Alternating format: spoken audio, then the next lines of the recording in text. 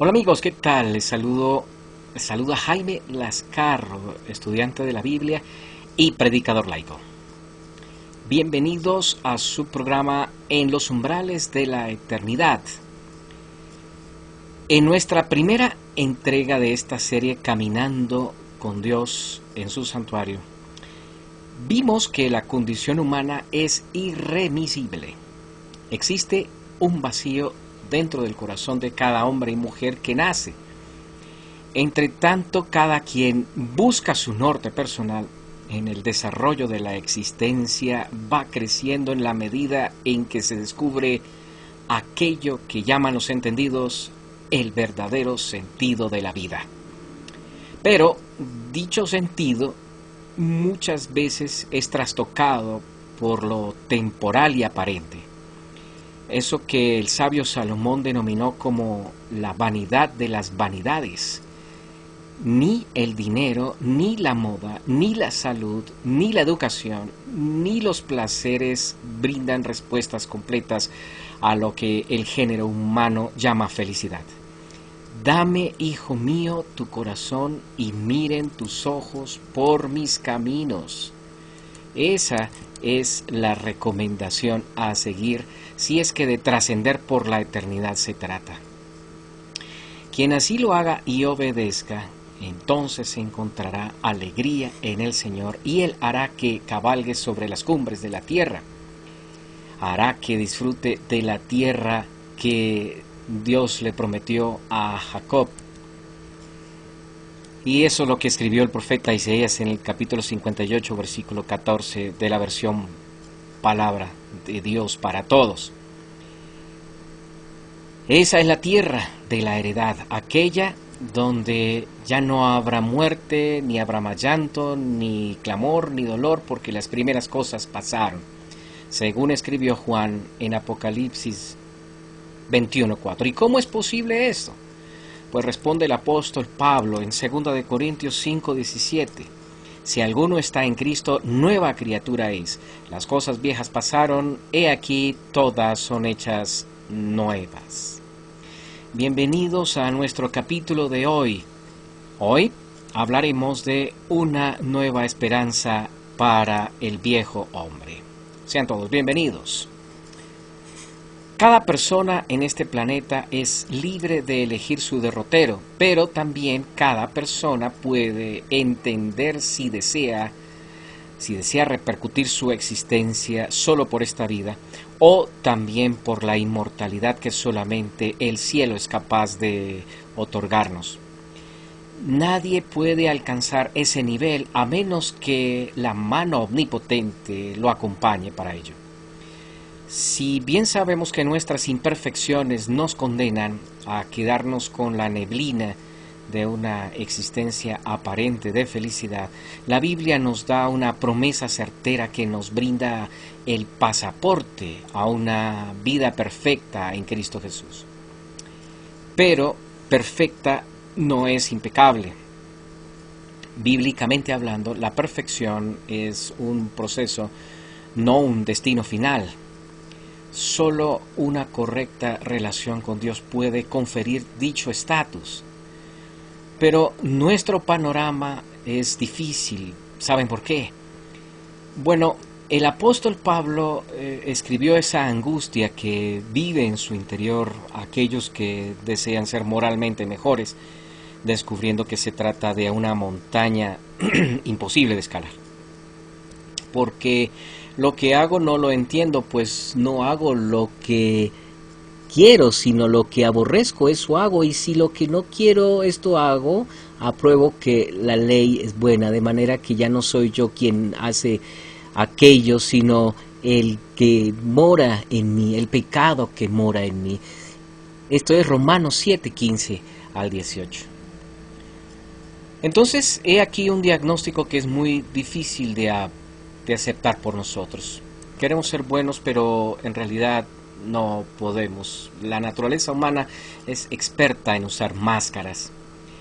La imagen que vendemos muchas veces dista del triste escenario de quienes somos en realidad. ¿Recuerdan el texto en Efesios, el que vimos en el capítulo anterior? Permítame recordarles, en Efesios capítulo 2, versículo 1, y Él os dio vida a vosotros cuando estabais muertos en vuestros delitos y pecados. Dijimos que así como a una persona le pueden funcionar los pulmones, el hígado, los riñones, su estómago y el corazón, sin tener conciencia mental de ello, por algún tipo de enfermedad neuroendocrina, con lo cual se le ha declarado clínicamente muerto. Del mismo modo, alguien que ostente las 5 Es del éxito puede estar desconectado de su mundo espiritual y ser declarado bíblicamente muerto e incapaz de tener vida eterna en sí.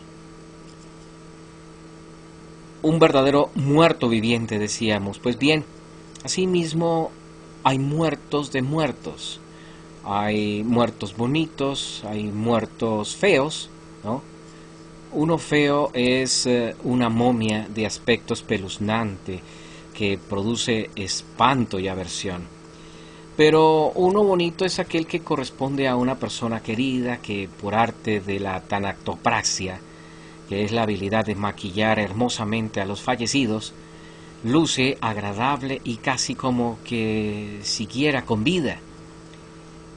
Yace en un féretro y tiene sus mejores vestidos, su rostro es pulido y agradable e incluso puede estar hasta perfumado.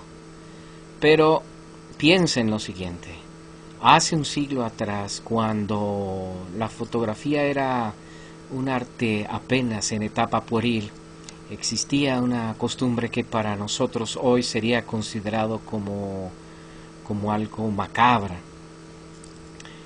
Era una buena tradición sacarse fotos de seres queridos recién fallecidos, al amado muerto, adulto o infante recién fallecido. Le ponían su mejor atuendo, lo acomodaban en el mejor rincón de la casa, como en estas fotos, y junto a él posaban los deudos para sacarse una placa fotográfica. Esta niña está fallecida, está muerta, para inmortalizarla como recuerdo en la familia. Jamás a nadie se le ocurriría hoy hacer eso.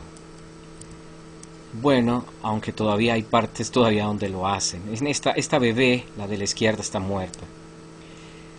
Pero después de muchos años, después de que este extraño hábito ha desaparecido, cuando viendo estas fotos ni nos imaginamos que hayan muerto.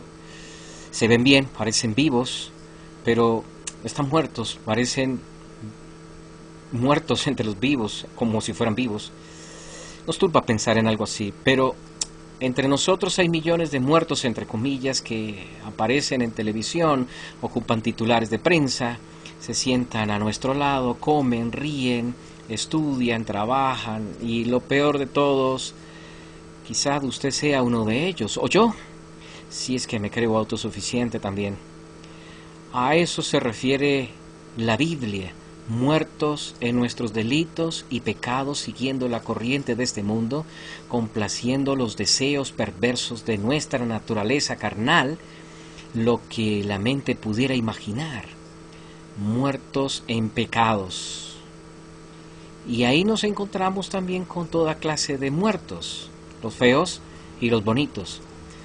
Muertos vivientes feos, drogadictos, esclavos de vicios, asaltantes, asesinos, borrachos, violadores, desalmados, degenerados, los que de su boca salen alimañas de alcantarilla, los que cometen depravaciones y toda clase de desviaciones, en fin. Son fácilmente identificables y a la gente le encanta identificarlos, señalarlos y acusarlos. La sociedad los puede clasificar como irredentos, dignos de lástima u odio también, ¿no? Definitivamente andan mal, perdidamente mal. Suele ser nuestra calificación para ellos. Esos son los muertos feos. La sociedad los califica mal. Pero también están los bonitos. ¿Quiénes? Personas respetables, de alcurnia, de la sociedad, correctas, aconductadas, son bien educados, son bien estudiados, o trabajadores, o son exitosos, famosos, adinerados, que vienen y van en sus correrías de la vida. Suelen decir: no mato, no robo, no le hago daño a nadie. Esa es su filosofía de vida. Pero si se viera el corazón de ellos, descubriríamos toda clase de males y delitos y toda suerte de pensamientos dignos de un criminal. La diferencia entre unos y otros muertos es que los primeros cometen sus fechorías abiertamente, los otros lo hacen a encubierto, pero son igual de culpables. Muerto es muerto. Pueden ser presidentes de corporaciones, empresarios, conductores, secretarios, aseadores, sastres, ejecutivos, o patinadores, o lo que sea. Pueden ser los espeluznantes muertos, esqueléticos de marras que vimos en la imagen, o los decorados y acicalados de seres queridos. Igual están muertos. En ese sentido, no es diferente la condición de uno frente al otro. Las circunstancias y lo externo es la diferencia. Esa es la vanidad de muchos. El orgullo, básicamente, el orgullo de mostrar diferencias por fuera, aunque por dentro hiedan del mismo modo que un muerto. Algunos se detectan a ojos vista, se les ve la podredumbre interior. En otros, la cubierta los disimula bien, y estos últimos incluso pueden ser catalogados como buenas personas, entre comillas, y de hecho pueden serlo, pero bueno, ya lo saben, justo no hay nadie, ni siquiera uno, dijo el apóstol Pablo en Romanos, ante los ojos de Dios. Por eso, el primer paso es darnos cuenta de la extrema situación que estamos encarando frente a mortalidad del pecado en nosotros. Para que usted me entienda bien, debo apelar aquí a otra ilustración. Vamos a suponer que vengo a contarle acerca de una terrible enfermedad neurológica degenerativa que se llama encefalitis espongiforme bovina. Voy a hablarle de eso a usted. ¿Cómo? ¿Qué dijo, perdón? Sí, encefalitis espongiforme bovina. Pues bien, vengo a contarle con gran regocijo que han descubierto la cura para dicho terrible mal. Un medicamento infalible que sana a quien padece de la encefalitis espongiforme bovina en el 100% de los casos. Bueno, usted se me queda mirando con ojos de pescado y tan emocionado como un hielo en el Polo Norte, me dice: bueno, está bien, lo felicito, y va a seguir su camino de largo, o me cambia el tema de la conversación rápidamente. Básicamente, esta noticia para usted es tan importante como el descubrimiento de las lunas de Plutón. Pero un momento, ¿y si yo pudiera hacerle una prueba de laboratorio y le mostrase que usted padece de esta enfermedad en etapa de incubación? Y si pudiera enseñarle que las primeras fases de esta enfermedad son imperceptibles, pero en la medida en que pasa el tiempo, si no se toman los correctivos, puede causar estragos serios al sistema nervioso central, producir cambios en el comportamiento próximos al Alzheimer e incluso ser origen de cáncer de cerebro y un grave deterioro en los centros nerviosos del cuerpo. Y si usted la padece y no se ha dado cuenta hasta ahora, y si usted descubre que padece de esa enfermedad, ¿estaría interesado en la infalible cura? ¿Les suena familiar eso por estos días? Bueno, yo creo que sí, ¿verdad? investigaría todo lo atinente a ella y se abriría a paso en la adquisición de esa cura. Es más, estaría dispuesto a todo con tal de librarse de la fatal enfermedad degenerativa de la que le he hablado. Ahora se convierte en una carrera contra el tiempo. Usted sabe que está condenado a padecerla y morir pronto, y que rápido vea surgir los síntomas visibles de su evolución en su organismo, y lo peor ocurrirá cuando usted sucumba por último a los estragos de ese padecimiento. O usted la destruye a ella, o ella terminará destruyéndolo a usted. Eso es precisamente lo que ocurre con el pecado. A muchos no les importa porque o creen no tenerlo, o creen que no existe, o creen que no es tan dañino como dicen. Otros lo que hacen es negarlo, atacando la Biblia y tildando de fanáticos a quienes la predican. Otros se escudan en quienes, leyendo la Biblia, no viven conforme a ella.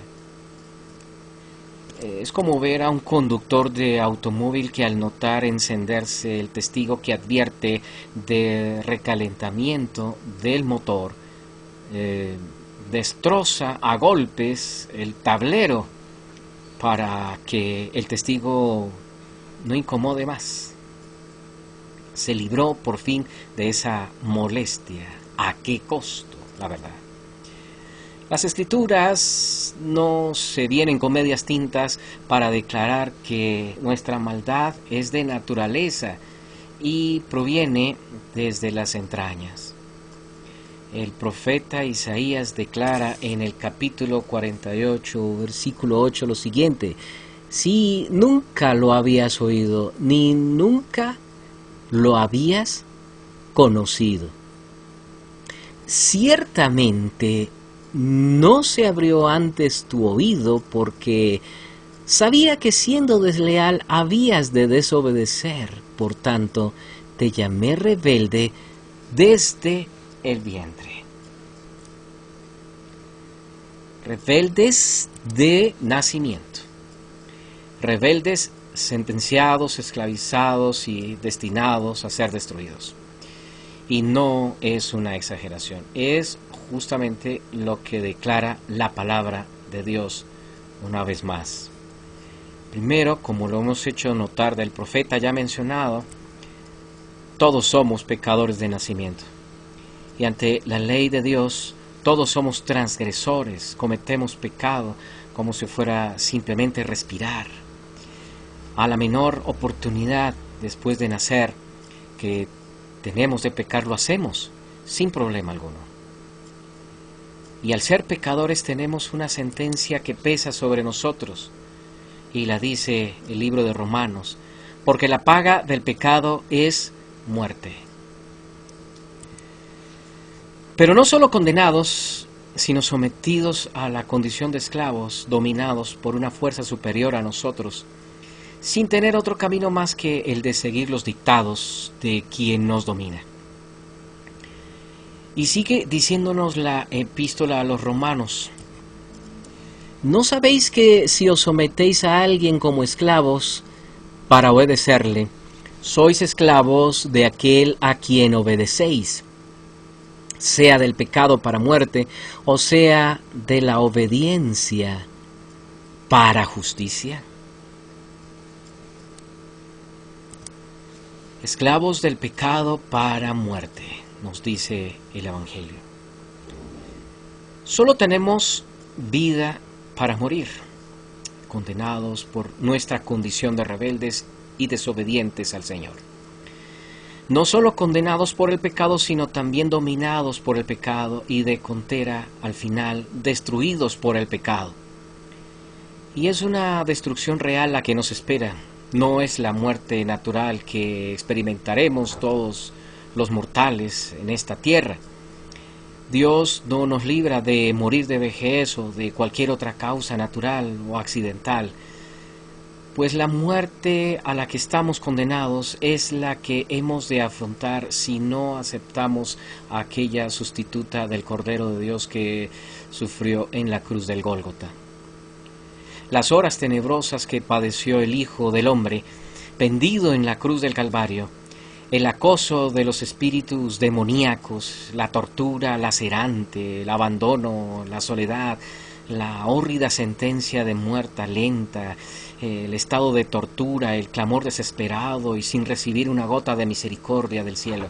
Todo eso le espera al que ha pretendido vivir la vida independiente de Dios y de su ley. El apóstol Pedro lo describe de esta manera para sensibilizarnos con respecto a la necesidad de buscar una cura para nuestras almas perdidas. En segunda de Pedro, el capítulo 11, leemos de la versión Palabra de Dios para Todos. Tampoco dejó sin castigo al perverso mundo antiguo, sino que le mandó el diluvio, del que solo se salvó a Noé, quien enseñaba a vivir para agradar a Dios y a 7 personas más. Dios también castigó a las ciudades de Sodoma y Gomorra, reduciéndolas a cenizas. Estas ciudades son ejemplo de advertencia de lo que les espera a quienes están en contra de Dios. Pero Dios salvó a Lot, un buen hombre que se angustiaba por la mala vida que llevaba a esa gente perversa. Lot era bueno, pero su corazón se atormentaba por todo lo que tenía que ver y oír todos los días, viviendo entre tantos perversos. Esto es una prueba de que Dios sabe rescatar de las dificultades a los que dedican su vida a Él, pero también sabe cómo castigar a los perversos mientras esperan el día del juicio. El Señor castigará sobre todo a aquellos que se dejan llevar por sus sucios deseos y no respetan su autoridad. Así que el mundo está dividido solo en 2 grupos. Los que al final recibirán el tributo de su destrucción por desoír las palabras del único que puede quitar ese destino irrevocable, y los que, a pesar de sus maldades, tuvieron el valor de reconocerlo, arrepentirse, volverse de sus pecados, obedecer al Señor y recibir de ellos su sello de autoridad y seguridad y pertenencia para siempre. 2 grupos que emergen de uno solo: los que nacemos en este mundo desde el vientre materno, sin Cristo por naturaleza, alejados de la ciudadanía de Israel y ajenos a los pactos de la promesa, sin esperanza y sin Dios en el mundo, en palabras del apóstol Pablo. Ahora, yo quiero subrayar un término aquí que no podemos dejar de soslayo: ajenos a los pactos de la promesa. ¿De qué está hablando Pablo aquí? 2 términos claves son los que resaltan en este lugar. Uno es pacto y el otro es promesa. Uno pacto y el otro promesa, la promesa. Son términos sinónimos en realidad en la palabra de Dios. Lo que nos dan a entender las Escrituras es que, reconociendo el angustioso problema en el que estamos involucrados como ser de estar condenados a muerte y destrucción sin que tengamos escapatoria por nosotros mismos, solamente nos queda prestar atención a un convenio o pacto para rescatarnos. Un pacto que tiene la garantía de una promesa. ¿Cuál? La que está registrada en el libro del profeta Miqueas, el capítulo 4 y el versículo 8. Y tú, oh torre del rebaño, fortaleza de la hija de Sión, hasta ti vendrá el señorío primero, el reino de la hija de Jerusalén. Rebaño e hija de Jerusalén no son otra cosa que el pueblo de Dios. El rebaño es el de las ovejas que reconocen la voz de su gran pastor, Cristo Jesús. La hija de Jerusalén es la descendencia de la ciudad de Dios, donde Él es rey por siempre y ella es declarada su reina, porque según Miqueas tiene su reino junto con el Mesías, Rey de Reyes y Señor de señores. También es llamada fortaleza de la hija de Sión, pues Sión es identificada en la Biblia como la sede del despacho del Señor, desde donde gobierna con todo el poderoso séquito de ángeles que le asisten en la más grande empresa del universo, que es salvar a los perdidos para llevarlos a vivir a las mansiones celestiales. Esta es una promesa no humana, es decir, no sujeta a cambios, ni tampoco a yerros o a equivocaciones, sino divina, perfecta y sin defecto. El amado profeta nos recuerda de parte de Dios que todos nosotros, que no éramos su pueblo, allí seremos llamados hijos del Dios viviente. Volveremos a tener el señorío primero, referido al estado de cosas que eran antes de la caída del hombre, la entrada del pecado a este mundo para volverlo sombrío y devastador. Parte de este señorío justamente se halla descrito por el salmista David en el Salmo 8, versos 5 y 6. ¿Qué es el hombre para que tengas de él memoria, y el hijo del hombre para que lo visites? Lo has hecho poco menor que los ángeles, y lo coronaste de gloria y de honra. Le hiciste señorear sobre las obras de tus manos, todo lo pusiste debajo de sus pies. Como es bien evidente aquello de que sea el hombre señor sobre las obras de la creación de Dios, hoy es una idea lejana de cómo eran las cosas en su origen. Huracanes, terremotos, incendios, plagas, enfermedades degenerativas de toda clase. Bueno, todo esto es un pequeño botón de muestra del descontento y el descontrol que tenemos con respecto a la naturaleza que nos rodea. Y en cuanto al dominio que tenemos sobre las bestias del campo, bien sabemos que hasta un perro puede hacernos poner nuestros pies en polvorosa. Si hablamos de dominio sobre ella, diríamos más bien abuso de la naturaleza. Nuestras manos no han hecho más que destruirla y ella está a punto de destruirnos a nosotros, pero la promesa está dada. La restauración del orden original es un hecho gracias a la intervención del Hijo del Hombre, Cristo Jesús. El autor de Hebreos cita el salmo anterior, introduciendo un parágrafo adicional, y ahí podemos leer que pero alguien testificó en cierto lugar diciendo que es el Hijo del Hombre para que te acuerdes de él, o el Hijo del Hombre para que lo visites.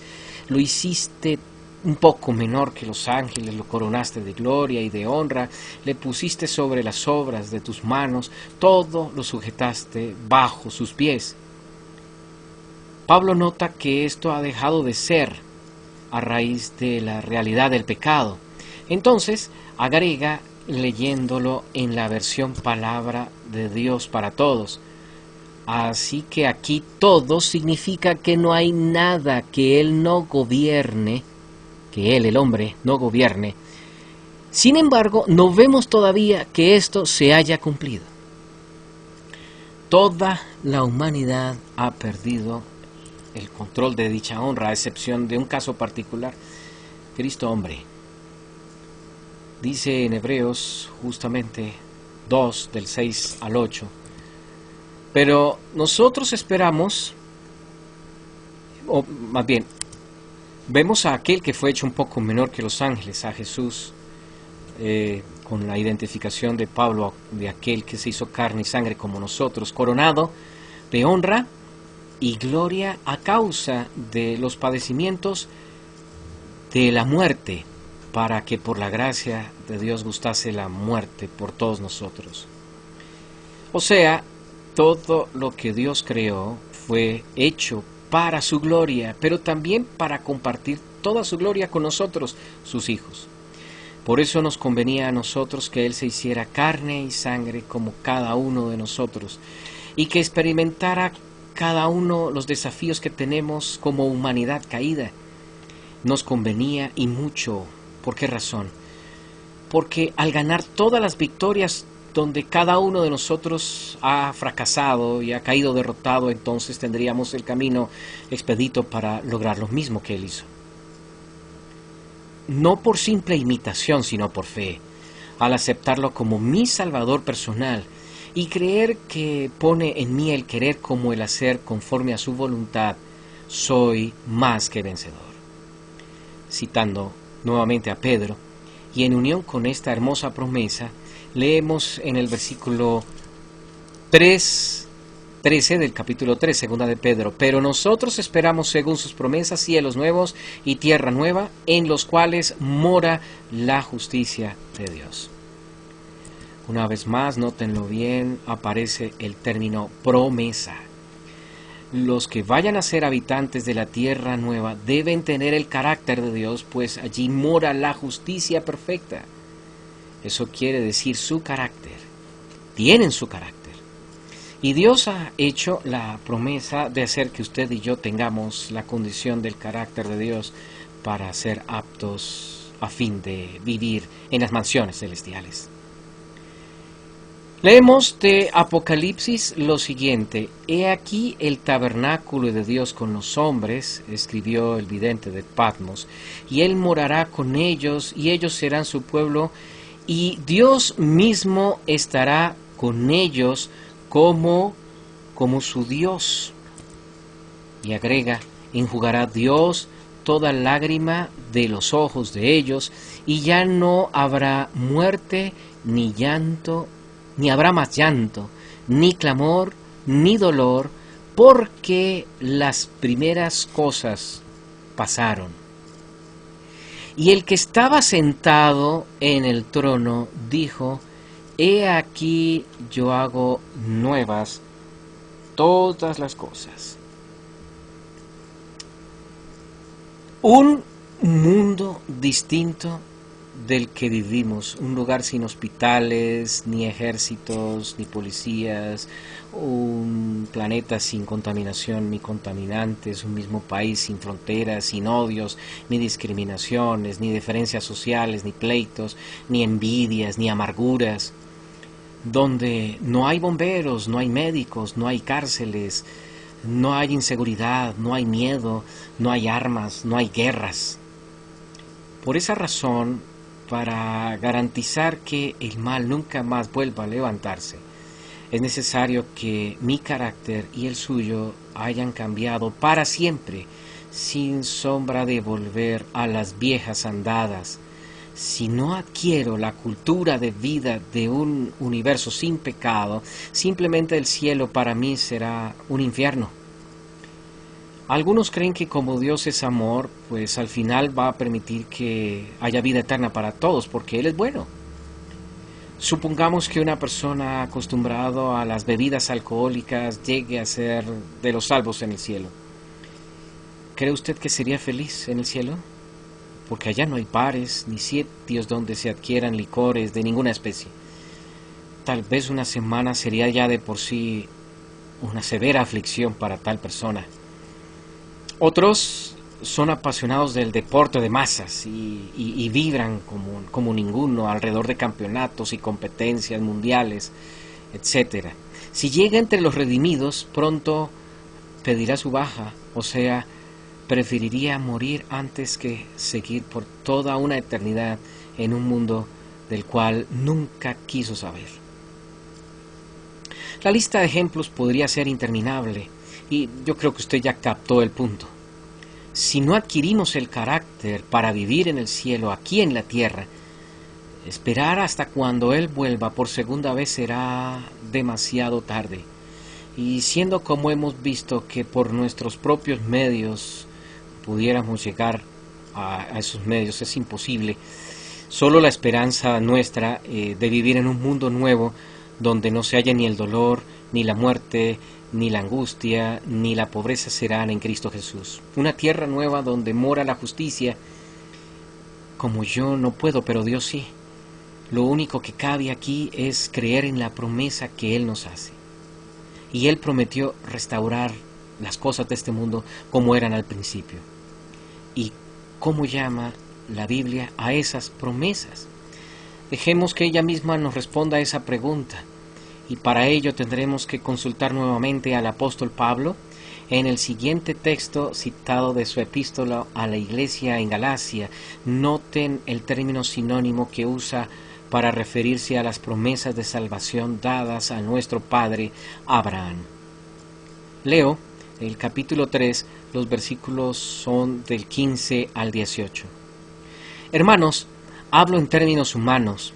Un pacto, aunque sea de hombre, una vez ratificado, nadie lo invalida ni le añade. Ahora bien, a Abraham fueron hechas las promesas y a su simiente. No dice, y a las simientes, como si hablase de muchos, sino como de uno, y a tu simiente, la cual es Cristo. Esto pues digo, el pacto previamente ratificado por Dios para con Cristo, la ley, que vino 430 años después, no lo abroga para invalidar la promesa, porque si la herencia es por la ley, ya no es por la promesa, pero Dios la concedió a Abraham mediante la promesa. Ahí lo tienen entonces. Lo que señala Pablo es que Dios hizo un pacto con su simiente, con su descendiente, con su Hijo Cristo Jesús. Ese pacto involucraba a Abraham, gracias a los méritos de Cristo Jesús. Pero ese pacto no es otra cosa que una promesa de parte de Dios al hombre. Dios se hizo carne y vivió entre nosotros sin usar un ápice de su poder divino para poder vivir en las debilidades de cualquiera de nosotros, pero sin haber cedido un milímetro al imperio del príncipe de las tinieblas. ¿Y cómo lo logró? Aceptando las promesas de la autoridad del Padre para recibir poder y vencer al enemigo en su propio territorio.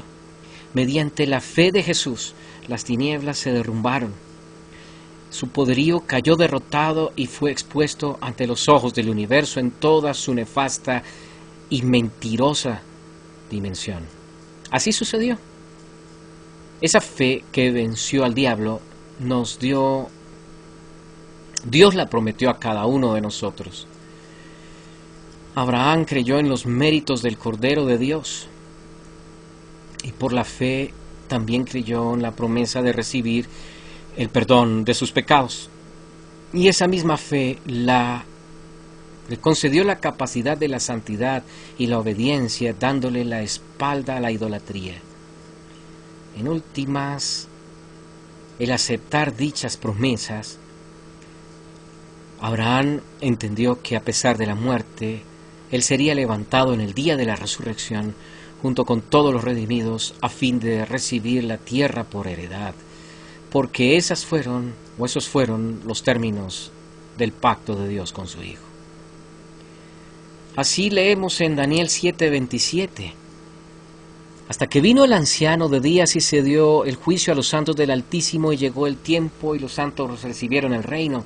Y que el reino y el dominio y la majestad de los reinos debajo de todo el cielo sea dado al pueblo de los santos del Altísimo, cuyo reino es reino eterno, y todos los dominios le servirán y obedecerán. Desde el diluvio universal, Dios se propuso recoger a su pueblo para llevarlo a su casa. Abraham fue el primero en creer esa promesa, y desde entonces todos los que han seguido sus pasos, los pasos de Abraham, son considerados sus hijos y él el padre de la fe. Toda esa familia de Dios será reunida por los efectos del pacto eterno, el nuevo pacto que salva a todos los que son de la misma fe que Abraham. Y usted también es llamado a recibir la misma herencia que Abraham. La promesa de Dios no ha cambiado para el hombre viejo, que somos todos nosotros. La tenemos al alcance de la mano, pues es un hermoso regalo, el regalo de un nuevo pacto. ¿Puedes creer en esa promesa? Es la esperanza, la nueva esperanza para un hombre viejo. El hombre viejo debe morir y la esperanza nacer en el corazón para que seamos nuevas criaturas en Cristo Jesús. ¿Aceptas? ¿Aceptas ese pacto? ¿Te acoges a sus términos? ¿Te parece bien? Tendrás muchas preguntas para resolver. La principal objeción es: no me siento capaz. Pero no es lo que tú seas capaz, sino de lo que Dios ya fue capaz de hacer en Cristo Jesús. Que nuestra débil fe se agarre del brazo omnipotente y pueda hacer real las promesas de Dios para nosotros. Oremos. Querido Señor, eres un Dios de bondad, de toda bondad para cada uno de nosotros, y te lo agradecemos, porque la verdad sea dicha, ninguno aquí en la tierra es capaz de ascender a las alturas de la obediencia como lo exige la ley de Dios. Pero tú la has cumplido y has prometido poner tu ley en nuestros corazones y escribirlas con el dedo de tu espíritu, el mismo que escribió hace muchos siglos atrás en tablas de piedra esa bendita ley. Repite la misma obra hoy con nosotros en las tablas del corazón. Es posible si hay fe, pero como no la tenemos, Señor, de ti viene, es un regalo, permítenos recibirla y borra de nosotros toda maldad y pecado, porque ¿cuántos que escuchan este mensaje también estarán hastiados de pecar y pecar? Porque el pecado no nos puede llenar.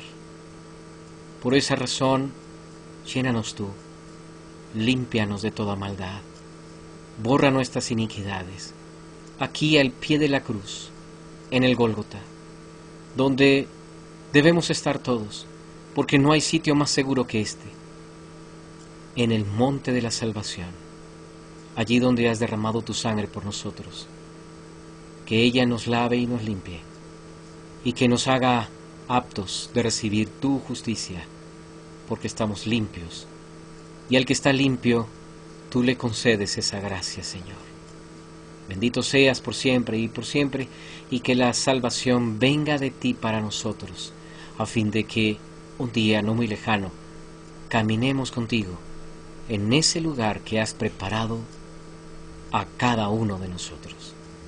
En el nombre y por los méritos de Cristo Jesús, lo agradecemos y pedimos todo. Amén. Apreciado amigo, nos vemos en el próximo capítulo, donde seguiremos desarrollando todos estos procesos de fe para su salvación. Tal vez usted se pregunte, ¿y dónde está el santuario? ¿Por qué no hemos estudiado? Todavía no hemos empezado a estudiar. Tenga paciencia. Es necesario saber todas estas cosas a fin de que no veamos el santuario como una colección de muebles y saquemos allí lecciones bonitas, pero sin que las lleguemos a contextualizar bien en el plan de salvación. Así que nos estaremos viendo muy pronto. Que Dios le bendiga.